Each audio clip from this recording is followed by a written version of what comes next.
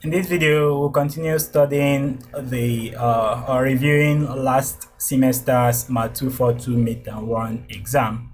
And we solved question 1 to 7 in the previous one. So we continue from question 8 to 11 in this one. For question 8, we are asked to evaluate this integral. And basically, if you look at this integral, you will see that it's very easy for you to solve this using a u-sub, because this is a function of another function, exponential sign. And then, however, the derivative of the function you have inside occurs out here. So to solve this, you can let your u to be equal to the function inside, which is sine x, or sine of 2x. This means that the u is going to be equal to 2 cosine of 2x dx.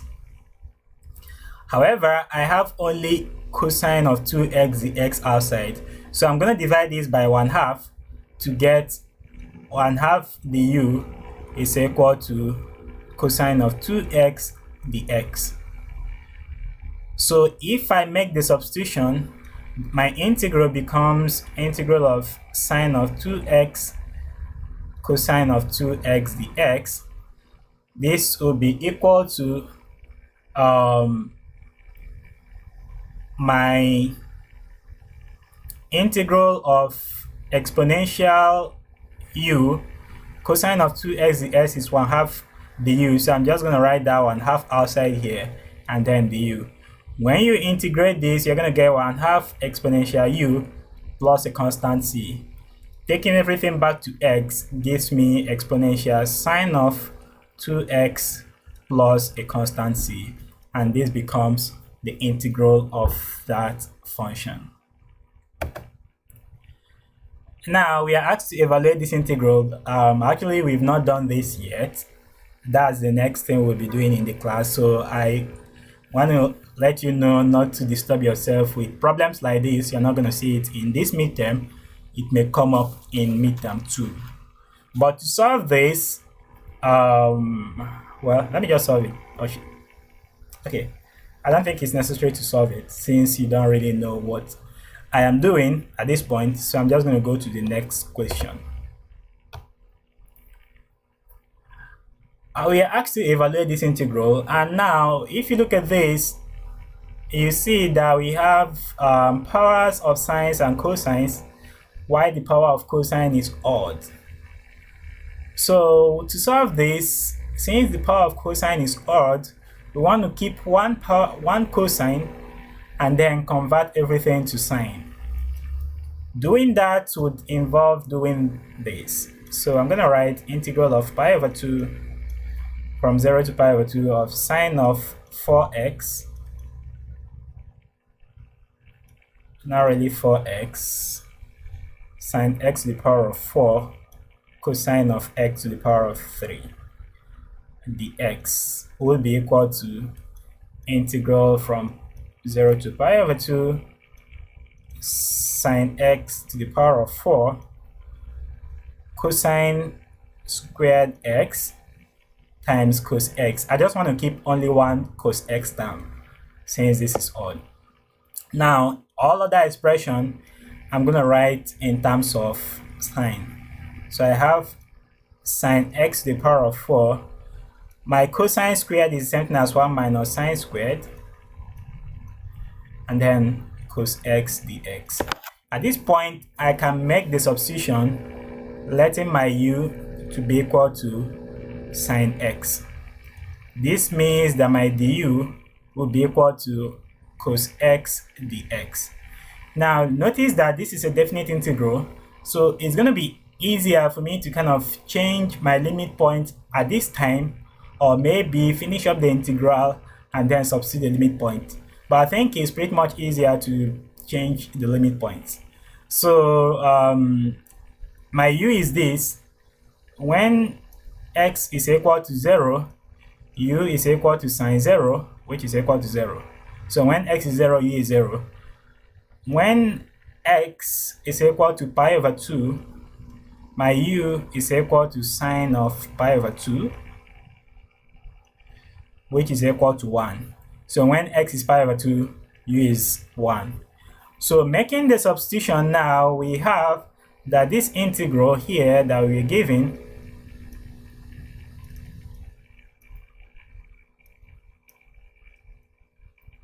will be equal to integral. My limit point now is from 0 to 1. And then I'm going to have u to the power of 4 multiplied by 1 minus u squared and then du. This is equal to integral from 0 to 1. If I open up this bracket, I'm going to have u to the power of 4 minus u to the power of 6 du. And when I integrate this, I'll get u to the power of 5 all over 5 minus u to the power of 7 over 7. All these evaluated from 0 to 1. Doing that, plugging in the endpoint, I get 1 over 5. 1 to the power of 5 is 1. Minus 1 to the power of 7 is same as 1 over 7. Then minus 0 over 5 minus 0 over 7, which is just going to be 0. So we just have 1 over 5 minus 1 over 7 minus 0. And this, if you simplify this, you're going to get, this will be, the LCM will be 35. Then 35 here will be 7 minus 7 here will be 5. And we have this over 2. That's 2 over 35.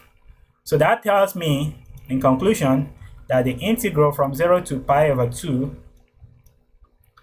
of sine x to the power of 4 times cosine of x to the power of 3 dx is equal to 2 over 35. And that is the solution to that problem. Number 11, if you look at this, you see that both sine and exponential are indestructible.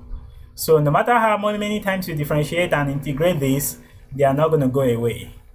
So we're going to solve this using integration by parts, but then we have to notice that we will integrate until the integral comes to a multiple of what we started initially. So we want to integrate until we get a multiple of this and then add them together to get our final integral. See how that will be done.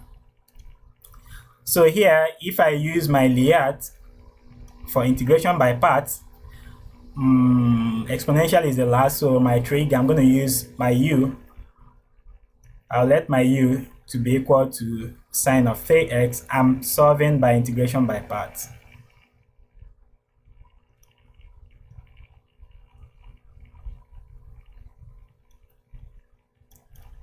Parts here. So my u is equal to sine of 3x. And I'll let my dv to be equal to exponential x dx. Now notice here that I said my dv is exponential x dx and not just that dv is equal to exponential x. No. Whenever you select your u, every other thing remaining, including your dx, becomes your dv. So that when you are integrating, you are integrating with respect to x, and it becomes easy. This is just for the purpose of notation. Moving forward, if this is the case, then my du is going to be equal to 3 cosine of 3x dx.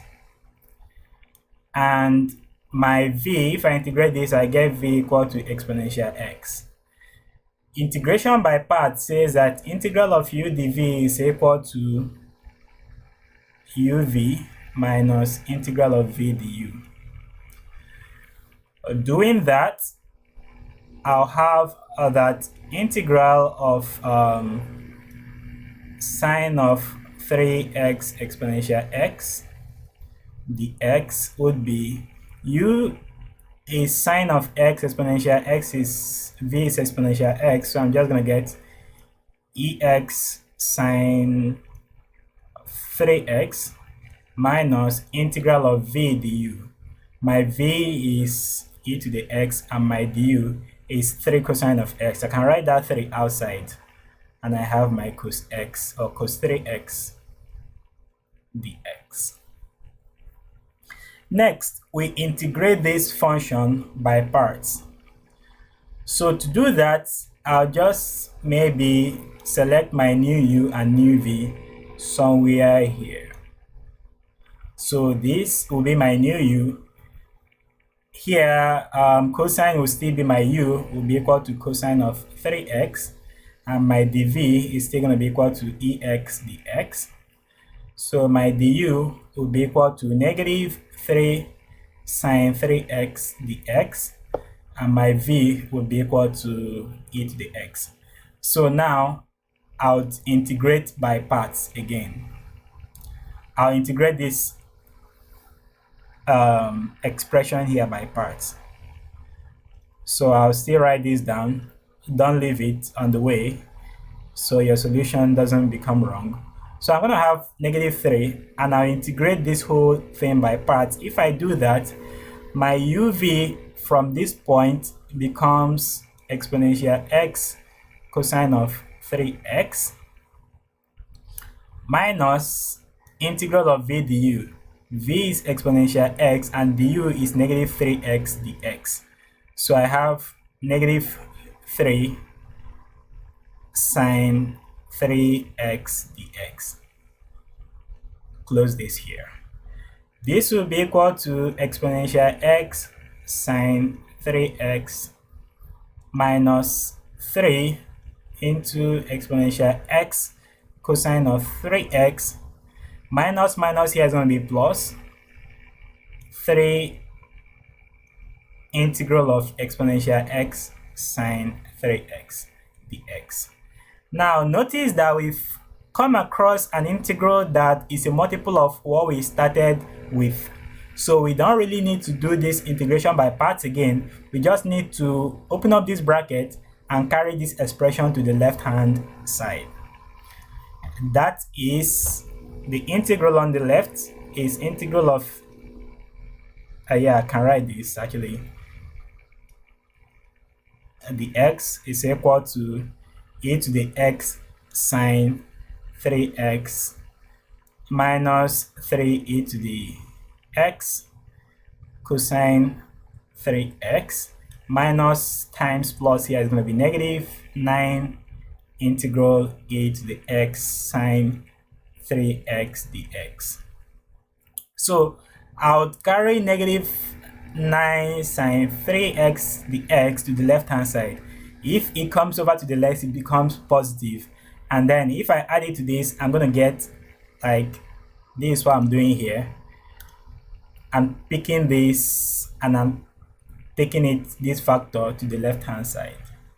So if I do that, the whole integral at the left hand side, or maybe I should just write this to avoid confusion. So I'll have on the left hand side e to the x sine 3x dx, and then plus, when this one comes over here, it becomes positive, e to the x sine 3x dx is equal to whatever is on the right hand side, and what I have on the right hand side I can write as maybe e to the x sine 3x minus 3 cosine of 3x plus c. Actually, let me not forget, there should be a constant of integration, so you can add it there. On the left hand side, if I add these two things, I'm going to have 10 integral of e to the x sine 3x dx is equal to whatever is on the right hand side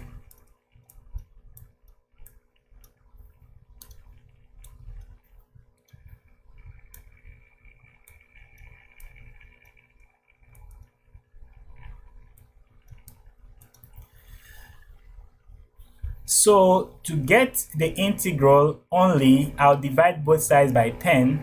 So I have that integral of e to the x sine 3x dx will be equal to exponential x over 10, then multiplied by sine of 3x plus minus, please, minus 3 cosine of 3x plus c over 10. Actually, c over 10, I can call it another constant, c1. So this is c1, where c1 is equal to c over 10. So this becomes my final integral. Usually, whenever you have sine and exponential, cosine and exponential, usually this is the way to solve it. You integrate until you get a multiple of the integral you started with, and then you take that multiple to the left-hand side and simplify. I think that is the end of the questions in that year. So I guess basically everything here looks clear and obvious enough. I would send you guys a PDF file containing these solutions just for the sake of your review, and I hope this video makes sense and achieves the purpose of helping you see what midterm for my 242 is, especially for the first one. And to let everyone know, we'll be covering the midterm. We'll cover from section everything in chapter 6 except the part that we skipped, I think section 6.7, which is hyperbolic functions.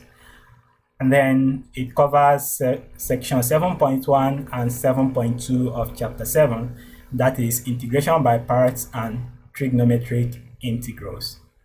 So hopefully it helps, and I wish you all good luck in your first midterm on Friday.